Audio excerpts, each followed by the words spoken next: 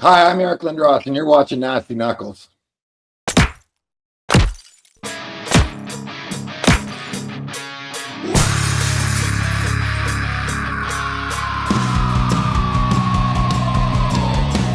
You're listening to Nasty Knuckles, the Hockey Outlaws podcast, with your hosts, Derek Nasty Settlemyre and former Philadelphia Flyer enforcer, Riley Cote, as they go behind the scenes with your favorite NHL players.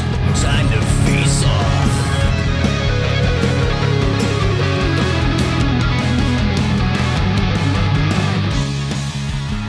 All right, welcome back. What's happening, Nasty? What's up, Regarelia? Number 200. Hard to believe. Crazy. Can't even believe it. Baller was like, this time last year, I don't remember what he said, but he just was saying something earlier. But man, 200. Can't even believe it.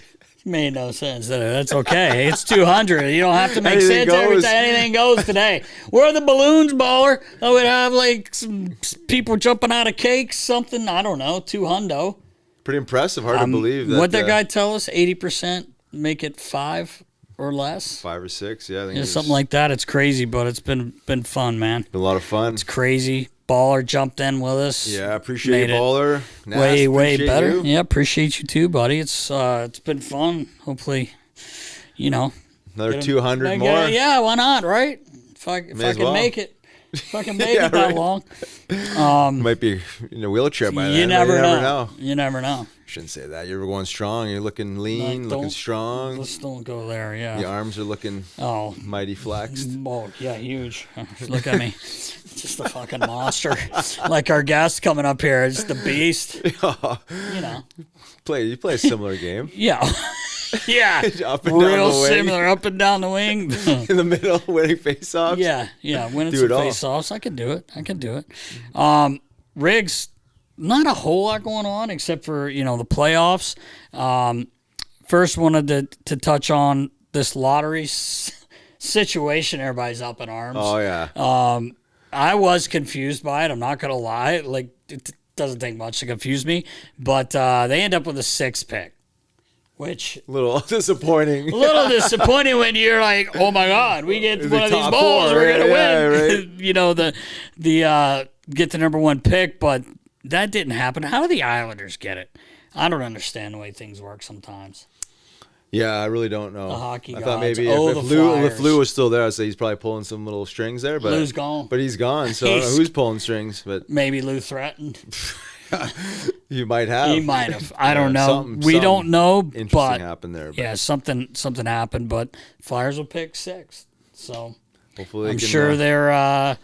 The funny thing is about when you get around in that area, the guys say they thought they were going to go. They were hoping to get to number 1. Who, right. We're not getting Schaefer's.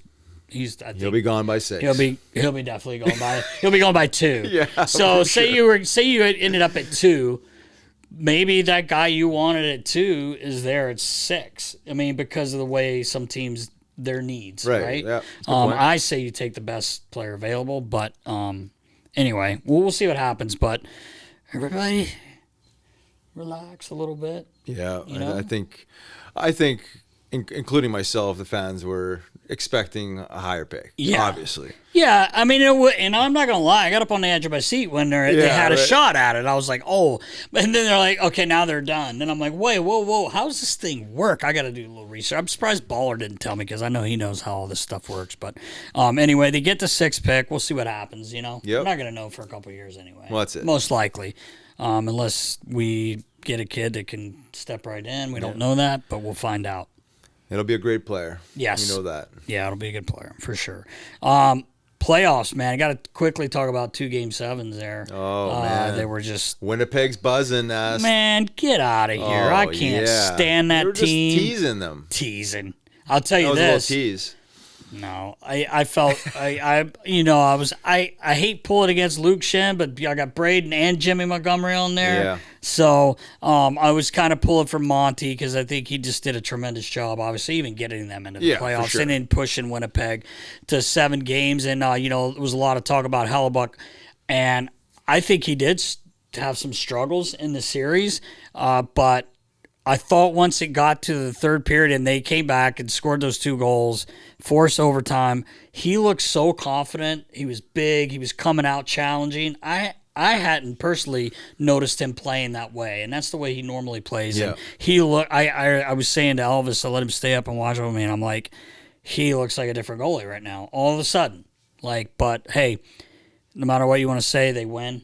He gets the job done. He gets 4 wins, and it's not always going to be easy, right? Like it's not an easy thing to do, but it was entertaining, that's for sure. Yeah, and if you're a Jets fan, and I mean obviously from Winnipeg, and the difference between 2 minutes when they're out of it, it's unbelievable.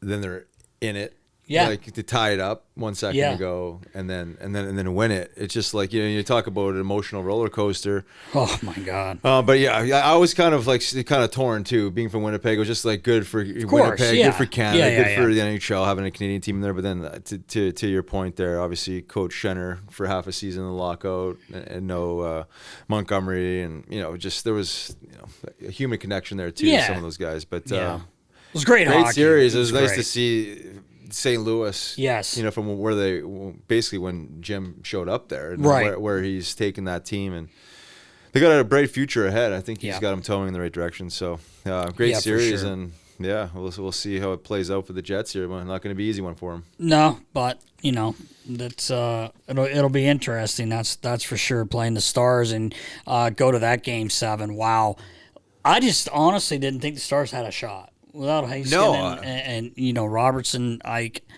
you just don't. I just didn't think they had enough. But God Almighty, they found a way, man. And Ratinen ended up, with a Hattie and just the way that game. It's poetic for him. The play. Holy. I mean, the goals. His first goal there. I think it was his first. Post and end there, and the third, they come back. That place must have been well, you can see it on TV, but you can't tell when you're watching on TV. But I bet it was so loud. But what a finish to that series! And I kind of chuckled a little bit at Colorado, like their post game, like Nathan McKinnon's like, I don't know what we're gonna do. Yeah, definitely. I mean, they're missing their best D and maybe their best forward, so we still couldn't beat them. So, I don't know what we're gonna do.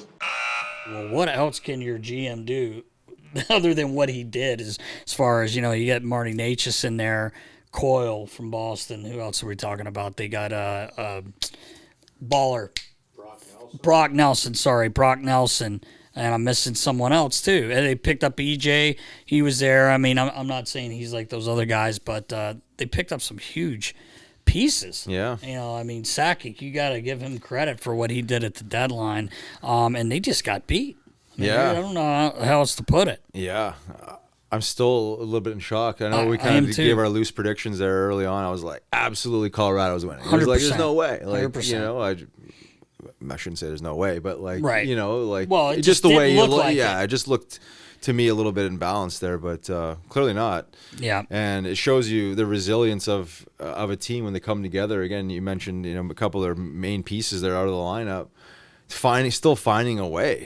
He's just and then again, I think that the poetic piece of it is just Ratinen, just the 3 goals and crazy. Just you couldn't script that. No. And he doesn't show a whole lot of excitement, but he kind of did when he got that last one there. And I don't think it was to show anyone up. I just think it was. I mean, what a game. Yeah, right. Yeah, exactly. I'm sure they're happy they signed him. I would say so. He's getting a lot of cake. That money, that Riley Cote money. Oh, yeah. Right there. So some other series going on now. We just had a game last night. Hurricanes and the Caps are playing one another. Hurricanes kind of by shots kind of dominated the game. They end up winning in overtime 2-1. That could be a fun series, but Carolina kind of showed their dominance as far. I mean, I don't want to say dominance because it was a close game, but man, they really outshot them, and they're just, again, we talked about it before. They're so fast, they're on you, but the game was right there for either team. Yeah, right. So it should be an interesting series. I enjoyed watching that game, and Toronto and Florida, man. Two really good teams. Our good buddy got hurt there, Stolars. I had heard that he may have been sick already, but then he took a shot, not a slap shot, but like a wrister, like Baller was saying earlier, to the chin, knocked his helmet off, and then Bennett kind of finds a way to get in there a little bit. So, and I guess he did puke on the bench. Like, you just showed him with the bucket there. So we wish Stoley the best. Hopefully he gets better. They held on to win that game. Joseph Wall came in, and I was worried they get 2 quick goals, and all of a sudden it's a 4-3 game, and now you got to hang on for the last 15 minutes. But they were able to do that. Wall kind of shut the door a little bit. But one of my favorite guys to talk about because the Chief is Willie Stiles, Willie Nylander. Man, did he show up, in the last game of the series against Ottawa. He scores 2. He scores 2 the other night. First period, ends up with 3 points right off the hop. And Chief had a couple, we had a couple giggles with Chief with the media there, talking about maybe he's a little too composed. You gonna try tonight? Go back to that. But this should be a really good series. I think Florida knows they're in it.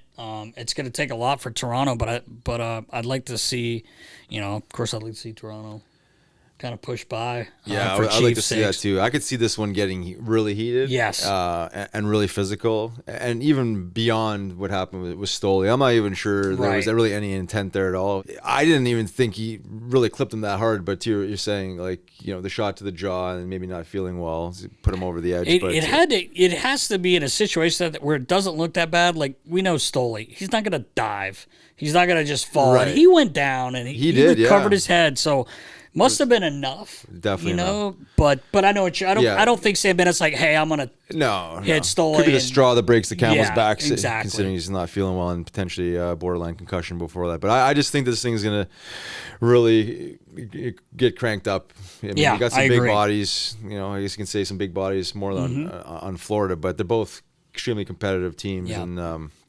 it's gonna be a dogfight. Yeah, for sure. Looking forward to see that one.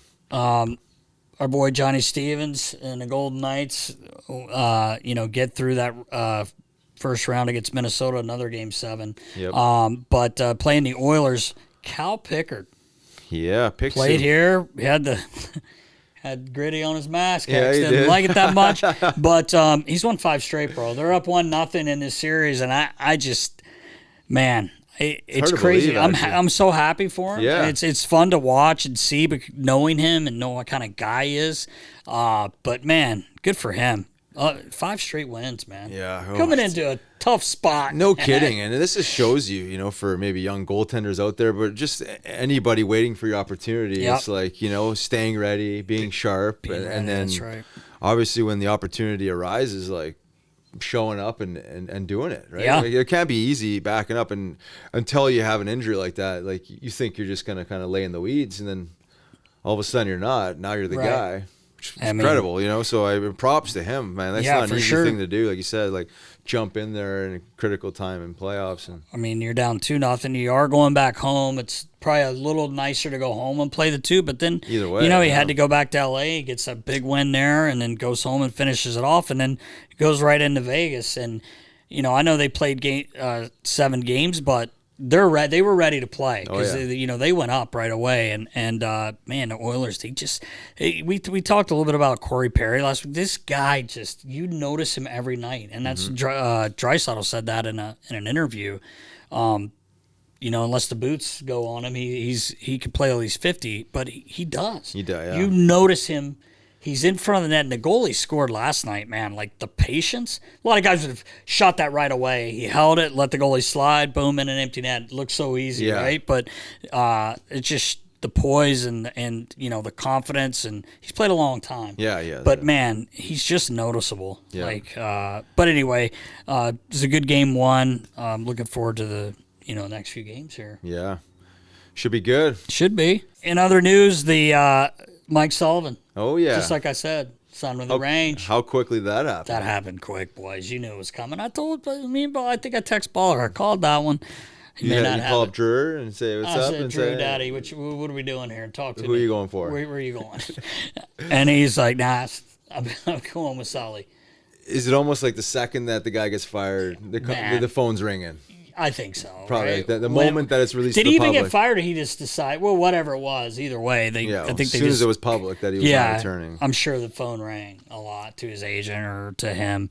Rob Blake stepped down in LA, kind of mutual, I guess. Luke Robitaille They had a statement out. That kind of surprised me a little bit. I didn't see that coming, thought, but I thought he's done a pretty good job while he's been there, but obviously not following it that closely. Also, Pat Ferschweiler was interviewed by the Flyers. He was a former line mate with Keith Jones at Western Michigan. So I think they're taking their time. Our good friend Kevin Kurz was saying that they're really taking their time with this, and I think they have to, right? Yeah, you got no sense of rushing into that one. No, let everything play out, because I think you're going to give Lappy a look. You're even though there's other names, I think you're definitely going to interview Ian. As well, so they're probably waiting to see what happens. They're probably going strong. Yeah, they're going strong. They're following them right now. They're probably putting a lot of other focus on the Phantoms and how they do, because it's important. Of course. Riles, you won in the American League, and I was on 2 teams that won, and it does a lot for a player, man. When you win, I don't care what level it is. I don't care if it's East Coast. I don't care what level. When you are a champion, like, you realize how hard it is to do that, right? Yeah. And I think it's good for these kids. I hope they go all the way. Obviously, yeah. It'd be really cool to see. They seem to have found their mojo a little bit. Not that they didn't have it going into the playoffs, but right. like they got some swagger. Like I've been following the highlights there and some of the goals and like the energy. And I was texting with Lapp the other day and just talking about the vibe, like just the energy and just how exciting. I liked it is. when we were there. You could kind of feel it, right? You definitely feel it. So, yeah, I mean, obviously, good luck to the Phantoms. Keep going. Our boy Grabenkin scored the other night. A little clap daddy. That's Baller's guy, man. Yeah. That is Baller's guy. We're gonna get him. I can't wait. We gotta touch base with this guy. He's awesome. Torey Krug, shut her down. That's it. Not the biggest guy, but boy, did he throw his body around, and that probably has a lot to do with why he is shutting down. But good career. Yeah, for, wish him the best. Hopefully he's okay there. Yeah, for sure. Also wanted to mention quickly, like, the World Championships are starting. The guys that don't make the playoffs, a lot of times they go. But, man, I'll tell you what, you know why Canada wins every year? Because everyone goes. Sydney's gone. Right, Sidney Crosby got there. Nathan McKinnon went. What a team, man. You know what's cool? Fleury's playing. I love to hear. I didn't know that he's going. So cool, because, like, I guess he's like, hey, I might as well, right? Last kick at it. Season's over, and he played Game 6 there. Also, was it Game 6? Yeah, I think it was Game 6 for Minnesota in that playoff series. But pretty cool, and a few Flyers are there. Travis Sanheim, Travis Konechny, and Tyson Forrester there. Sam Ersson's with Sweden. So it'd be fun to watch. I always like watching the Worlds, because once you do it, it's kind of like cool, and you're watching on TV, you kind of know what's going on in the inner workings of it. It's a lot of fun to watch, especially Team Canada, because it's like an all-star team. Yeah. Some pretty decent players there. Not bad. Yeah. Not bad. Other thing I did want to bring up was our good buddy Charlie Nama, Bare Knuckle Fighting Championship Ice Wars. June 14th, Riggs. Oh, yeah. In Mount Pleasant, Nasty, Michigan. Taking care of the boys. Yeah, I'm going to be taking care of the boys. See you back in action. Yeah. You're going to be high-stepping. I'm going to be nice high-stepping, jumping, getting the boys fired up. The problem is, I wonder if they're all in the same locker room. I guess I'll find all this out. So I kind of got to be careful, but I have my little area set up. It's at the Soaring Eagle Casino and Resort, like I said, in Mount Pleasant, Michigan, June 14th. And you can watch on the BKFC app. If you need tickets, Riggs, I'm not sure if you need them, because I think you're going to be there. They probably won't make you have a ticket. BKFC, IW.com, or you could go to etix.com to get tickets for that. And again, it's in June 14th. Oh, man. So I'm pretty excited about it, buddy. Oh, yeah, I guess. Any stimulants beforehand? I'm going to be highly energetic. Let's put it that way. I think you got to be. You know what I'm trying to find? I think we talked about this. I'm trying to find leather ear flaps to put on all the guys' helmets, because that's been an issue. You grab on. Yeah, you mentioned that, yeah. But we'll see if I can find any. If not, I'll be able to change. It's like changing a tire. Yeah, it's like changing a tire. Why don't you find one of your vendors there to carve out some of the old leather straps? Maybe. Sew them together. I might be able to. Baller's good at it. He can sew. Little breaking news. Joseph Woll will start in net tonight. Craig Berube added that there's no timetable for Stolars. He's still recovering. Wow. That sucks, it's a tough man. blow.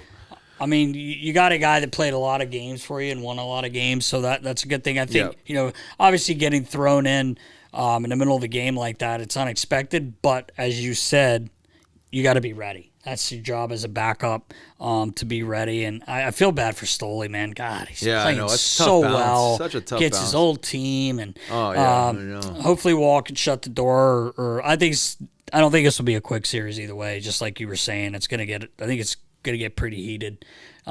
Wait for Tkachuk to kind of get going. And there he did a couple little things. Marchand, I actually wanted to ask Lotz because I think he did something to him the other night, and Lotz just kind of looked at him like, like laughed. It's almost comical. Yeah, the shit he does. But thanks, Baller, for that breaking report. Yeah, I'll have to get Stoli some mushrooms. Yeah, get him back on the ice here before the end of the series. Yeah, keep I hope him so. going.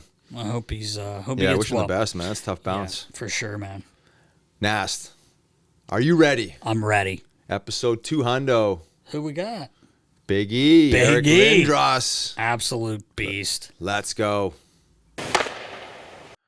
Welcome back. I'm Riley Cote. And I'm Derek Settlemyre. And this week, for our 200th episode, we couldn't be more thrilled to have one of the most dominant players in the NHL history. This guy was the number 1 pick overall in 1991 by the Quebec Nordiques. He's a Hall-of-Famer. I don't know where to begin, Riggs. Yeah. I'm not as good as the sheriff introducing Big E here, but because that was a long one, and I enjoyed actually watching Eric laugh during that. But we're talking about a Hart Trophy winner, 94-95. He won a Memorial Cup, silver medal, gold medal. Pretty much did it all. Mm-hmm. But like I said, one of the most dominant players to ever play in the NHL, Mr. Eric Lindros. Big E, what's up, brother? Oh, thank you for your kind words. How are you guys today? Doing well, man. Well. We appreciate your time. Yeah. Voorhees is treating you well? Yes, it is. It's doing all right. It's warming up here. Yeah. Nasty's you got the air conditioning on here in the in the garage, so we're ready to rock here today. Good. Yeah. Appreciate you hopping on, man. What's going on in your world these days? Oh, we're trying to wind down hockey. My voice is out. I've been 9 and 10-year-old kids don't always listen. Or never. I was actually going to say you sound a little hoarse. Like I feel like you've been coaching. Yeah, well, we got some ice at a local rink in the mornings, and we pop out for a little bit and supplement what's going on. So we're doing fine. Everybody's playing well and having a good time, and we're they're transitioning into football and lacrosse and track is big right now. So we're there's lots on the go. Wow, yeah, that's great. Yeah. You're one of those parents that's encouraging other sports for your kids?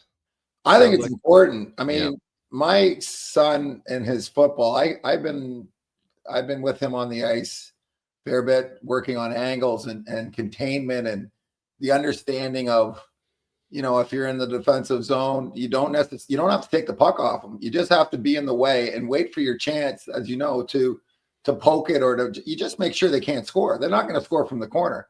Right. And he started playing corner. And that's all it's about is containment and waiting for your chance to go in and to slow things down. So there's a lot that lends itself to the other sport. I think they all in some way interconnect, as you know. Yeah, for sure. That's actually a really good point. And not to mention just like becoming a better athlete overall, right? The speed, quickness, agility, and just thinking maybe again, just like different ways, just forces you to feel different games and I guess different types of pressure. Yeah. Eric, when you were growing up, were you playing baseball in the summer or how did your So my parents were so sick and tired of driving me. When hockey was over, they bought me a bus pass. And I would go down to Leaside. There's baseball. There's house league baseball. And that was over at Bayview and Eglinton. So I took 2 buses to get over there. I was, 11, 12 years old. And that's the way it was. I played baseball, and there's a McDonald's up the hill for after the games. After practice, everybody went up there for a sundae or a milkshake or whatever. And that's where it was great, though, because there's different personalities. If you get stuck in the same dressing room with all the same guys, I mean, it's terrific. That's your group. But it's also nice to mix it up and to be with some different people and interact in different ways with the other sport groups as well. Yeah, it's funny. My son's a 2014 year. He's 10. He'll be 11 this summer, and unfortunately, he's a goalie. I tried everything I could for him not to be, but he is a goalie, and I was interested to hear what your thoughts on the year round, because it's almost, I don't want to say it's jammed down their throats now, but it's like, well, this goalie's going to his privates and he's on the ice 3 times a week. I want to give him a break. He loves baseball, he loves soccer, and he plays. Rec, but that it's good info to have, because I still think Wayne Gretzky said the same thing about kids. Like, I think they need to play other sports, and man, it's crazy how much these kids are on the ice now. Well, I think there's a bunch of elements to this. One is it's monetarily based, the decision, and it's wrong. There's a lot of political, you don't come and you don't do the summer program, then you can't be on my team right in the fall. There's a lot of politics and bullshit with that. That's really too bad. Yeah. I don't know. It's one of those things where if you can play it, like, how many kids actually play 100 games in the NHL? How many this year are born and play 100 games in the NHL? Maybe 5 or 6, 5 or 6 in the entire world, right? Right. Yeah. So what is the goal of this? What is the idea behind involving your kid in sport? Is it, to go and understand that hard work, it's a grind. Things don't always go your way. It's okay. It's not okay to lose, but you're going to lose. Right. That's part of life. And then it correlates to the business world. You go in and you might have a master's in business, but at the same time you go in for a job and there's 200 other people applying for the same job. Listen, one person is going to get it, right? That's just life, and it's okay to you pick yourself back up. You lose 3 games in a row, you pick yourself back up, and you get your team back going. All these things correlate. But I mean, if we're thinking that everyone's heading to the show, I mean, I'm like, it's just crazy. And then the monetary element comes in, where it's this dollar upon dollar upon dollar upon dollar. They've got this tournament called the Brick out in the West. Oh yeah. And I mean, how many of these kids are coming out and actually, like, I don't get it. It ends up costing about $25,000 for how old are these guys? 10 years old? Yeah. 10 years old. 10.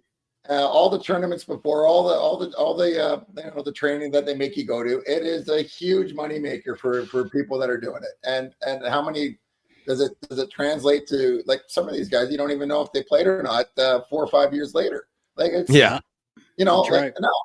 Enough. Why are we doing it? What really is what are we in here for? Yeah.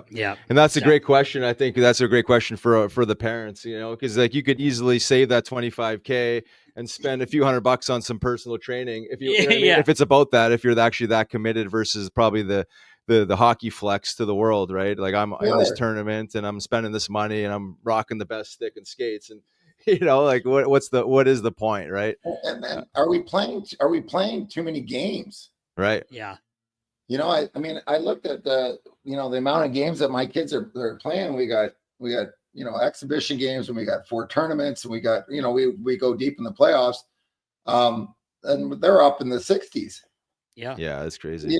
That's a lot of hockey, and that's a lot on the parents. And when it becomes this monetary situation, then the parents there's an element in the arena. I swear you can feel it, like a tenor of intensity. And I think a lot of it is just how much money is being spent on their kid, moving their kid forward. It's crazy.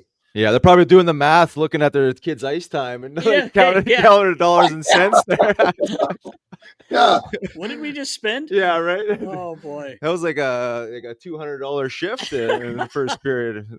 Yeah, then look at the U16. How many kids are actually drafted off these a really good U16 team might have 4 or 5 kids. But if you look around the entire league, how much, like, it's nuts, the percentages. And that's just to get to the OHL. Right. Yeah. And then from the OHL, then, like, I don't know. I think this is if someone's got it, they got it. If they have the work ethic, they're going to have the work ethic. And there's a talent is, you can work on a lot of things, but I think you either have it or you don't, and it's just one of those things. Yeah, agreed. So we're gonna shift gears here a little bit. You've been following the playoffs? A little bit, a little bit. They're certainly excited in Toronto. I live in Toronto, and they're excited around here. I'm sure. They weren't so happy with the Sam Bennett situation. But Yeah, right. I guess not. He is one sneaky guy, man. He's effective. Yeah, he is effective. You're right. Yeah, he flies under the radar with some of that stuff, even though he's no longer under the radar. He's not. Yeah, no, I know. He's got the target on his back. He hit Marchand last year too. Yeah, he did. Yeah. What's that? I said, and he hit last year. He had the play where he hit Marchand, and I think he was forced to miss a couple games, if I'm not mistaken. But he finds a way to get in there. He's a little greasy. He's extremely effective. Effective. Yeah, he is. Are you rooting for anybody in particular, being in Toronto, or are you just kind of observing? I'm just watching. I'm Connor Brown. I play with his brother on Tuesdays and Thursdays, and watching him play out in Edmonton a little bit, and he's doing really well. Scotty Lawton back in Toronto. I'm always cheering for Scotty. I think Scotty's a great person. Yeah. And anytime that you get a chance to cheer for Scotty, I think it's obviously the right thing to do. I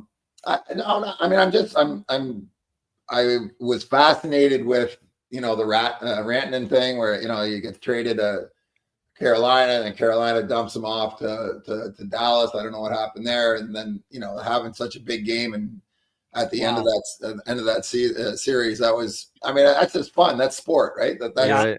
That's crazy. McKinnon was all over that ice. He was incredible. Yet it goes to show that it's a team situation, and the more depth you have, the better your chances of winning. Yeah, that's the truth. And you also you play with Chief too, right? I did. He was funny too. He got talking about he was talking about I'm going to mispronounce the goalie's name that got hit in the head. Stolarz.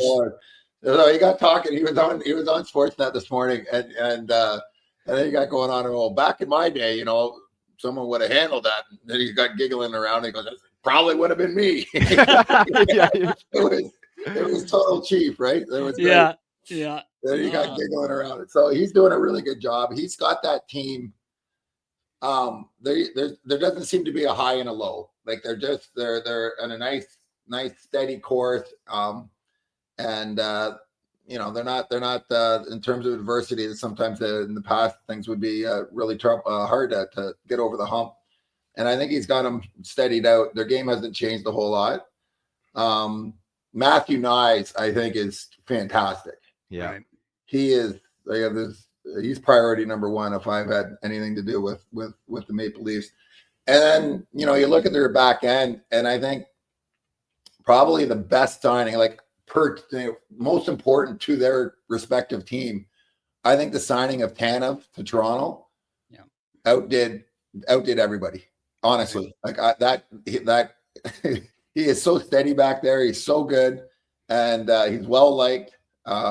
That's a real strong case for success there. Yeah, for sure. And I think outside of getting the guys to play the right way and consistently, I think he's done a great job of managing the media. He does have a wit about him, like you were just saying there. I watched a couple other clips, I guess, from the other night. He was just rolling with them. Was laughing with them and keeping it light. But I think it's probably not an easy thing to do in Toronto to manage the media that way. I think a lot of it's overblown in terms of that. Yes, it's Toronto, but listen, it's different than you're coaching in St. Louis and you don't have quite the following. Yeah. But it is a bigger following. But hey, listen, you go into a diner after a game the next morning on your way to practice. Everyone in that diner knows if you played well or if you had a shitty game. That's whatever. That's the way it is. You either don't go to the diner or around here. So it's in Montreal, and if you want to go, if that's not your personality, and you want to go, you want to go somewhere a little bit quieter, the destinations. Right. Yeah, that's funny you say that, Big E, because a couple of years ago, Kevin Hayes was here, and he ended up. before he got here, he was in Winnipeg. He got traded from the Rangers to Winnipeg at the deadline. And he was telling me a story. He's like, I played my first game, and the next morning I'm in the hotel, and I walk down to Starbucks, grab a coffee, and there's two guys in front of me, and the one guy says to the other one, yeah, I'm a little worried about this Hayes. He just didn't look too good last night. He's standing. Hazy's right behind him, and Hazy just kind of giggling to himself. And then one of the guys turns around and was like, oh, hey, it's Kevin Hayes right here. He's like, yeah, he goes, I'll try to be better, boys, because he's got a great sense of humor. Yeah, and they just started laughing.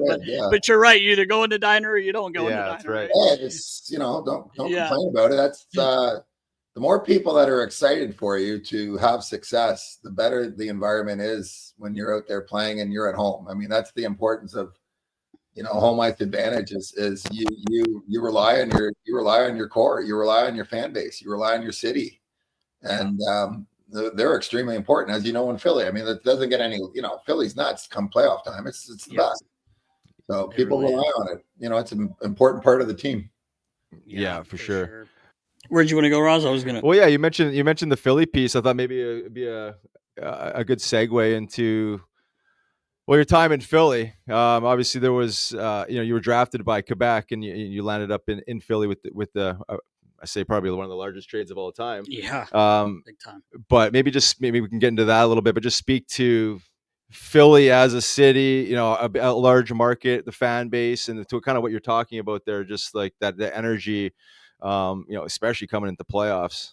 There's an energy and there's an expectation level that's there, right? Yep. Like the fans know what good hockey is, right? And I think we can differentiate things when there's a realization. If you don't have talent, that's one thing, but they will accept not having talent. They'll focus elsewhere, but they want the heart. Philly's about the heart. Yep. And they can differentiate between a team full of heart that doesn't have any talent and a team that has some talent but is not giving heart at all.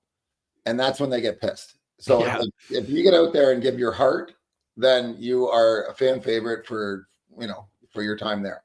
Yeah.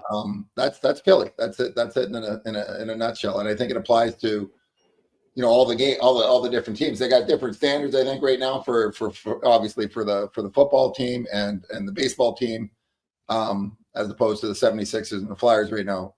But every team goes through their hiccups.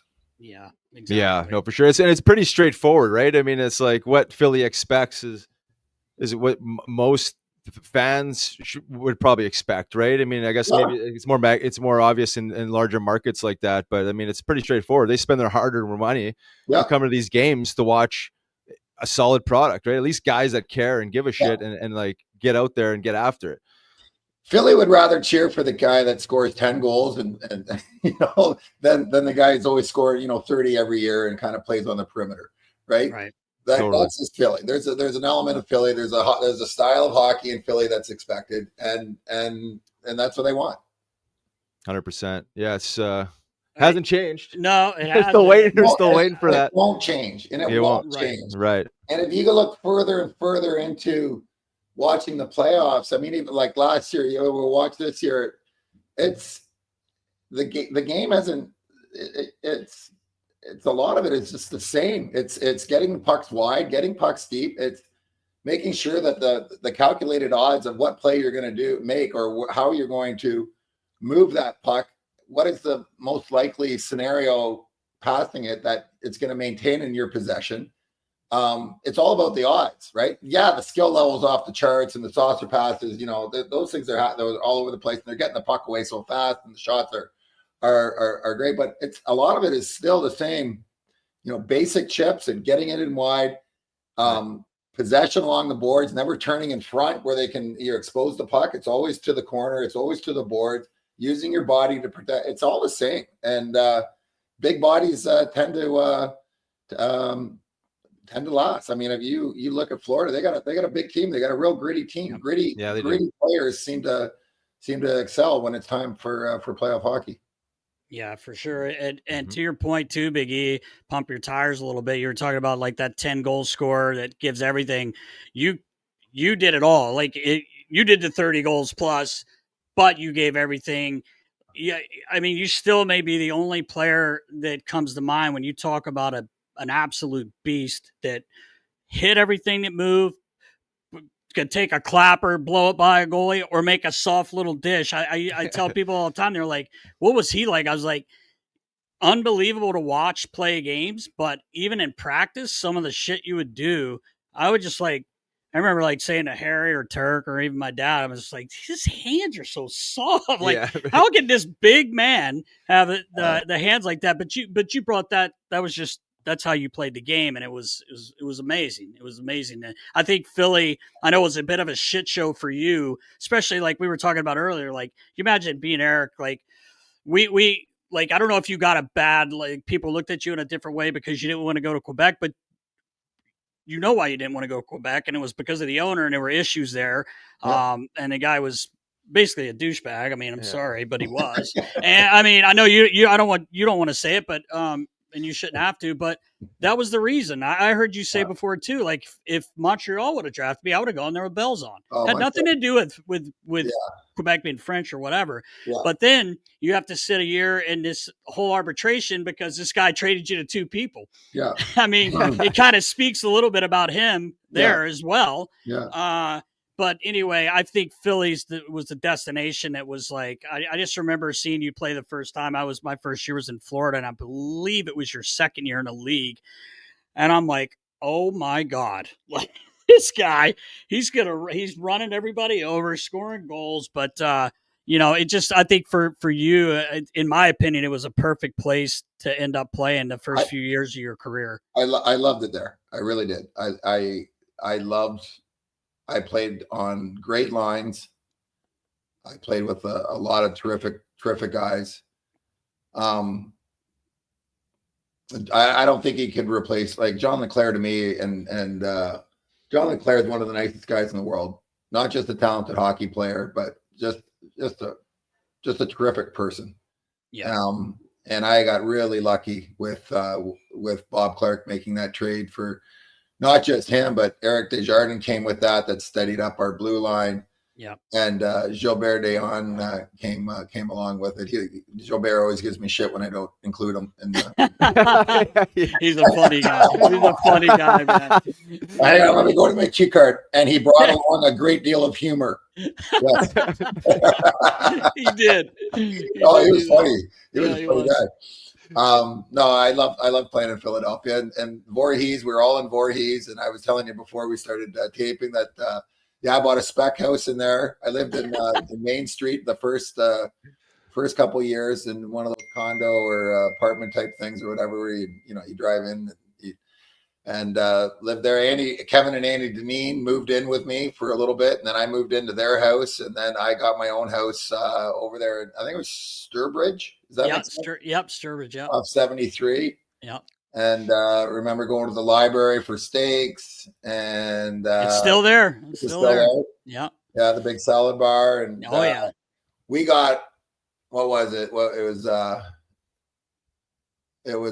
what's that restaurant right there near? It's not an Olive Garden. There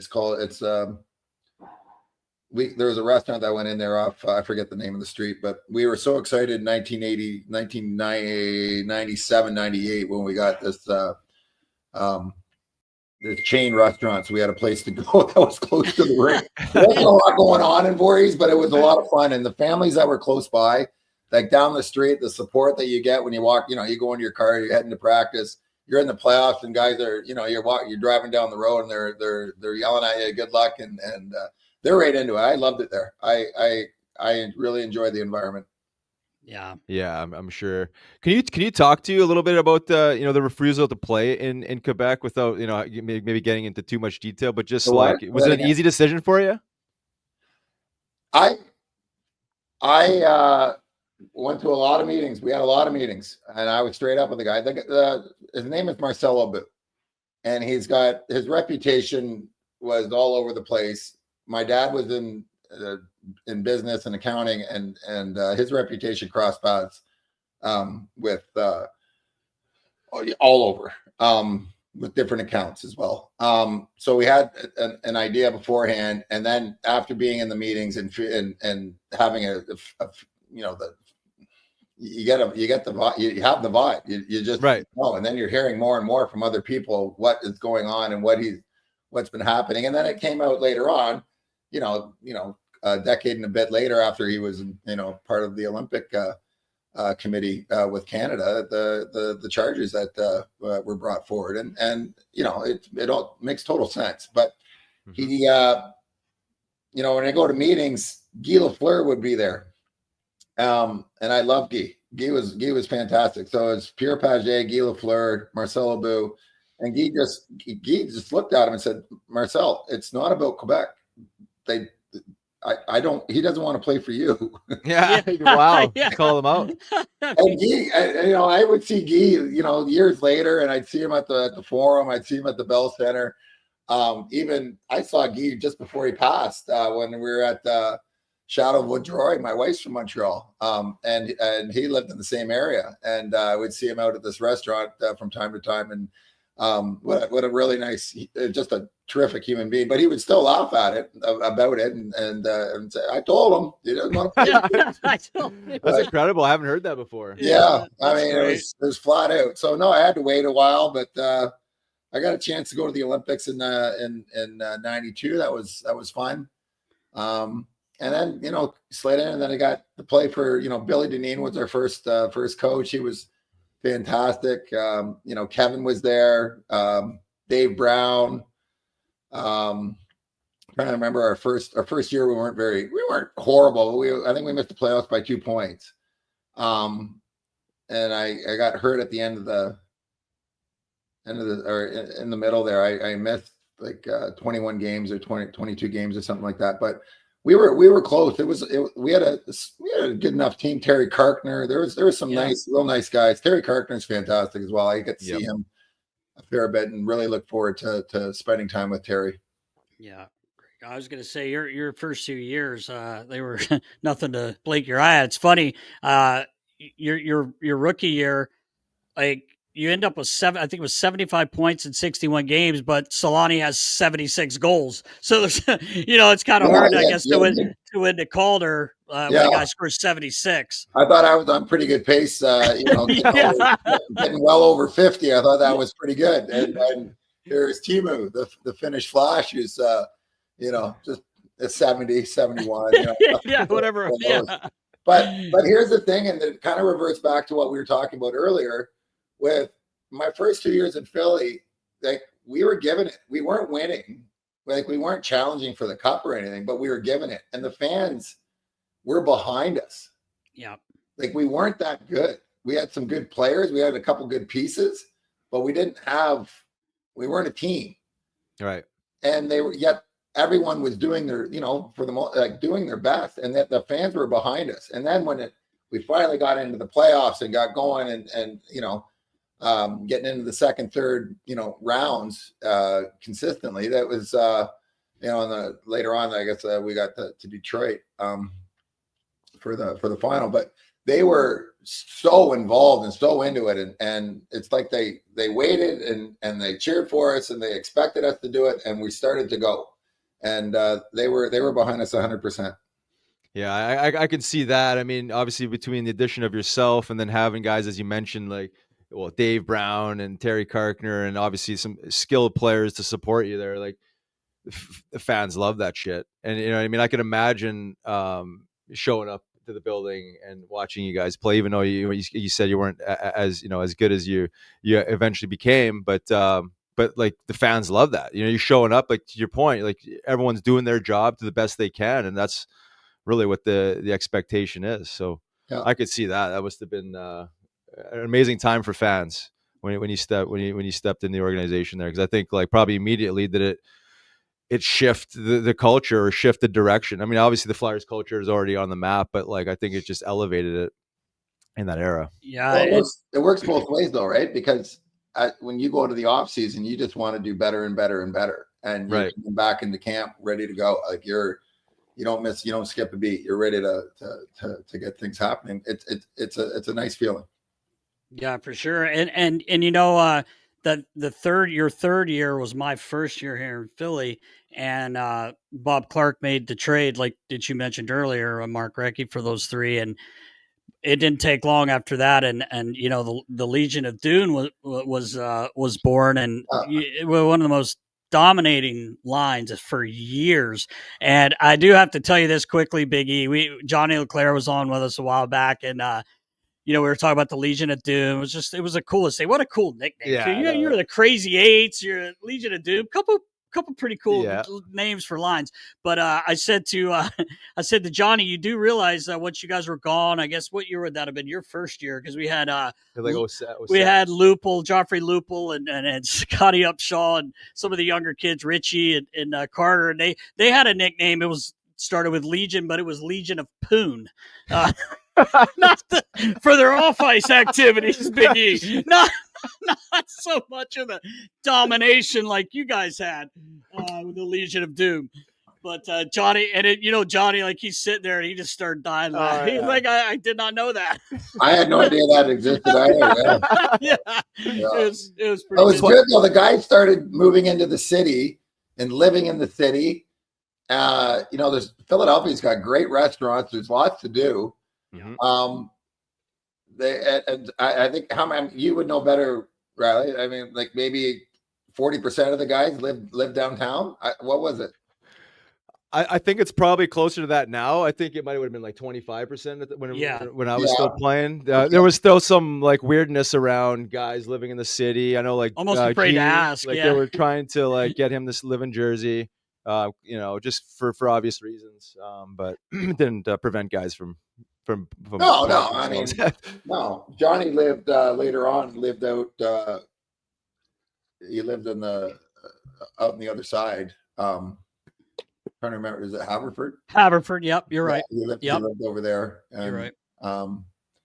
But no, it's good. It's good that the single guy should live downtown. And you got the Volvo station wagon and 2.5 kids. That's cool. Right. Exactly. So let's let the young guys have some get together, and that's what builds team. That's good. For sure. Yeah, I agree with that. Yeah. I wanted to ask you a little bit about. Obviously, you're a big advocate for concussions and player safety. You had, I guess, several concussions. Probably the most significant one being in 2000 with Stevens, with the hit with Stevens. Can you talk to your current state right now, and maybe just your advocacy at the time, maybe being vocal about it, which you were probably one of the first big names to ever come out and actually shine some light on some of these issues, but then still to this day doing some amazing work, really just lobbying for player safety. Well, the concussions are going to happen, right? It's how they're dealt with, right? Totally. There's like the preventative measures. There's a few. I truly believe that neck strength is a big influence on concussion, but it's how do you deal with it after? It's player safety here and there. I love a rough game, but you're going to get hurt. It's how do you deal with it after someone's hurt so that they can come back and be themselves at 100% as quickly as possible, without, jeopardizing or risking future problems. That should be the goal, right? Yep. And it wasn't always the goal. It didn't play out that way. For many players. So, yes.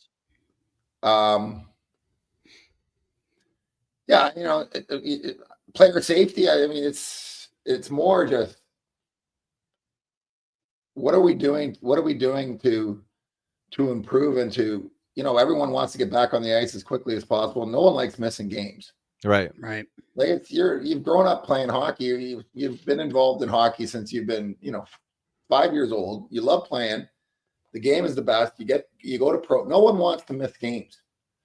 You want to be in there as quickly as possible. And then it takes kind of that communication between the medical staff and a lot of times now, I guess it would be the agent that advocates for the player, and there's got to be a direct and honest line of communication between those two parties that come up with a game plan for the injured player, and go from there.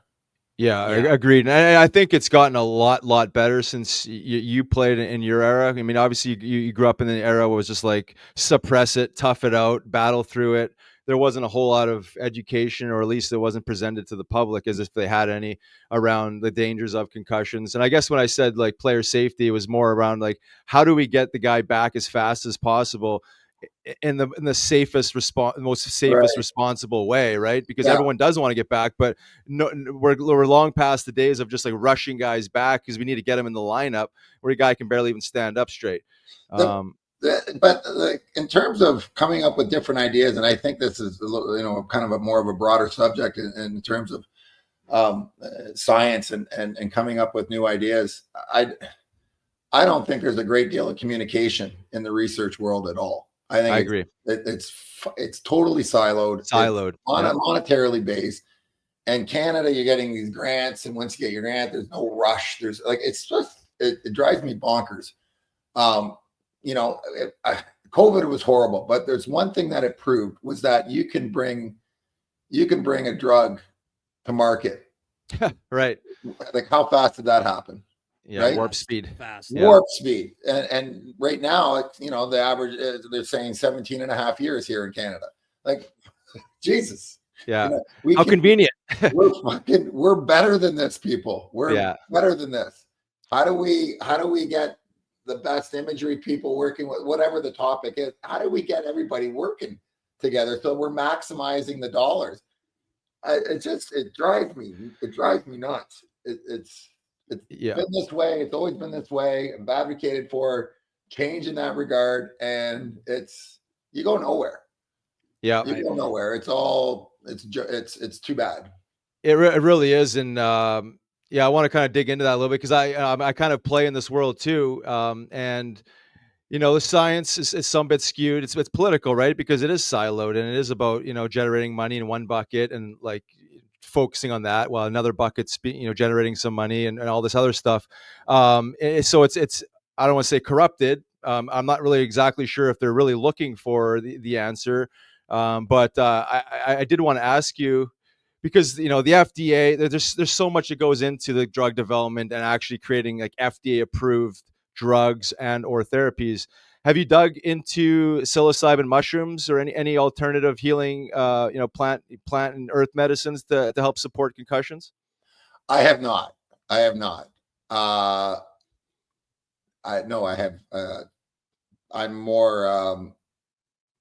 If my kid had a concussion, I know I haven't, but I'm open to ideas and suggestions. And but going back to you mentioned the term corrupt. I don't know if it's corrupt. It's just that I think people want to do well, but they're not put in a structure where they're able to maximize what they're capable of doing. I don't think, you know what I mean? I don't think it's a corruption thing. I think it's more that the system, no one's come in and like I'm sitting there and I ordered, I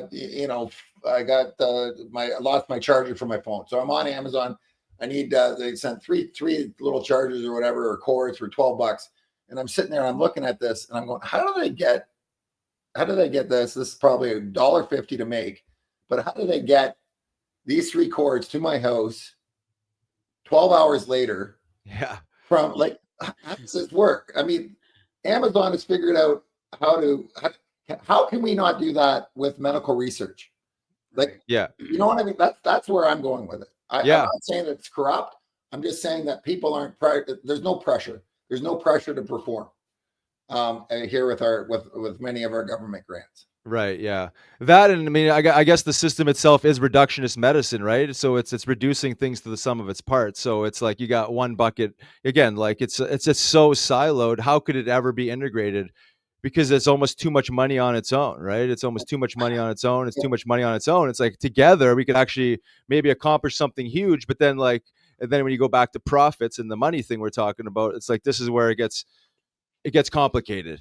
Well, what's the source of the money? In most cases, it's government. Right. Yeah, the grants and everything. Oh, hold back the money. Yeah, always. You got to check this box, check that box, check that box. And we're talking high level, and I'm not. Yeah, I was right into this a few years ago, but it's it's not. There's got to be a better system. Yeah. Yeah. Yeah. Agreed. Let's just leave it there. Yeah. Let's leave it there. I know 100%. Yeah. We're working towards trying to create one. It takes obviously a lot of time, and intelligence and creativity, I think. But, I think things are, evolving just slowly, but, we can shelf that, maybe just building off that, like for like young guys, young kids, if your kid had a concussion, like, is there anything that you would do differently than you, like, obviously you probably the answer is yes, but like maybe shine some light on like what you know now versus what you knew then. What I know now versus what I know then. I still think it's based on heart rate, coming back and feeling good, challenging your heart rate, starting with walks, and it makes it so much easier with these Apple Watches. You go out for a walk, you come back, did anything, are you feeling okay? Go out, push yourself a little bit, get beeps up to 110. Next day, if everything's clear, let's go to 120, 140, so on and so forth, and start building yourself up again. Yeah. And if there's problems under stress, then you got to back right off and start again. That's that. And it's been around for years, that idea. Yeah. But that's where I'm at with that. Yeah, no, I hear you. I think now we almost lean too much on like external tests and stuff like that, like versus like actually listening to the player and being honest to what you're saying yourself and your symptoms, right? Well, then we get into the monetary problem where they're testing for concussion and kids, and the kids' brains are changing every 2 months, right? Like, right? Yeah. Like, what is baseline? You're never going to get a baseline unless you did it the day before. Yeah, right. Baseline of today. Yeah, exactly. That's a good point. So it's again, everything gets skewed into how can I make a buck, and a lot of it does. And anyway, it's they're going to happen. It's part of it. It's a matter of just handling them correctly and making sure that you're truly 100% before you venture back. Yeah, agreed. Just want to be mindful of your time, Biggie.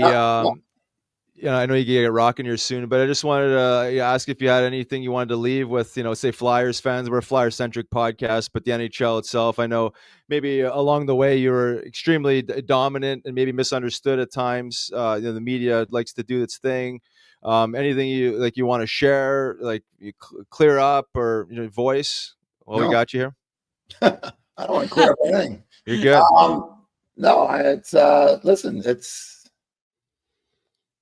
I had a great time in Philadelphia. I really enjoyed, last number of the players I got to play with. We played in front of terrific people. Played in the Spectrum, played in the First Union Center, or what is the Core State Center now, or what is it now? It's Wells Fargo. Yeah, it's Wells Fargo. It's actually changing again. Oh, it's actually changing this year. I don't know why Wachovia. It's like T-Mobile now or something. Yeah. Jeez. No, I had a blast. There were so many positive things that occurred when I had a chance to play in Philadelphia. I'm lucky to have been part of it. Awesome. I was going to tell real quickly. A lot of how much the game's changed. Like obviously from your time and even his time playing, but I always tell. I worked with a junior team the last 2 years, and they were always asking. They asked about you and about the way the game's changed. And I said it was funny back in the day. Like guys weren't like friends like on the other team. Like you may have played with someone junior, but I tell the story because I thought it was so funny. I was down in the Devil's room, and this is before I believe you guys ended up being line mates and becoming buddies. But I'm down in the New Jersey's room, and it was always a big game for us, the Flyers. We're in the Spectrum. And Claude Lemieux standing there, and I'm talking to him and the equipment manager at the time, Davey Nichols, and Pepe's like, Davey, this stick's no good, and he's like, "Oh, sign it, give it to Derek," And I said, I'll take it if you're going to throw it away." And he said, "All right," so he signed it for me. And he says, "Hey, do me a favor," in his fridge. He's like, "Hey, go down there and tell the big fella I need a stick for my son." His son had just been born, right? Who's now playing, who actually played for the Flyers. Right. And I'm like, in my head, I'm like, Oh boy, I don't. I really don't want to go and ask. Want to talk about misperceptions? Yeah, I'm like, Claude still he was he'd walk around, he'd think that everything's okay. Yeah. I just remember, and the funniest part was like, I acted like, yeah, no, okay, yeah, I'll ask him because he gave it. But I'm like, I don't think I'm going to ask him. Like, we're about an hour before warm up. So then I'm like, well, at least let me ask. I'll tell him he asked, and then I'll leave it because I figured you didn't even want to be messing with that shit at that point in time. And I didn't really want to ask you, but I go down and Johnny's there, heating up that blade to make it a 9-iron or whatever, and the pizza flipper. Yeah, exactly. Right. And he was behind you, and I'm like, hey, Big E, and you're like, what's up? And you were kind of working on your sticks, and I was like, and Johnny like looks at me and he's like, oh boy. You should tell him. I was like, hey, Claude Lemieux just asked if he could get one of your sticks. And you turned and looked at me like I was trying to steal something from you. And you were like, what? Which guy? And I was like, Claude Lemieux. And he goes, you're like, fuck no. He's like, and Johnny starts dying laughing. And I'm like, I was like, yeah, I'll tell him you don't have many left or something. So I went down. I was like, we're out today. Yeah, I went back down, and he goes, what the big guy say? And I said, next time. Yeah, he's only got a few, so he'll hopefully take care of you next time we play. And then you end up playing with him. I think you guys played on the line, maybe. And was it the World Cup of Hockey? I can't remember if that was it or it was somewhere else. But no, it was before that. I played. He was at training camp for a '91 Canada Cup. Oh, okay. I never played with. Oh, okay. My fault. He went to Colorado after he was with New Jersey. Yeah, that's right. Yeah. Okay. Anyway, I was telling the guys how it's a little different. Yeah, he made friends with Draper and the rest of that Red Wing team. Yeah, I guess so. Yeah, right. But anyway, well, we appreciate you. You're going to see you this summer at the Flyers Alumni Golf Tournament by any chance? Or what's that? Flyers Alumni Golf Tournament. Yeah, we can make it down. I'll be down there. Beauty. All right. That's awesome. Well, time to open up that garage door. Yes. Yeah. All right. Get the heat in. Appreciate you, Biggie. Thanks, brother.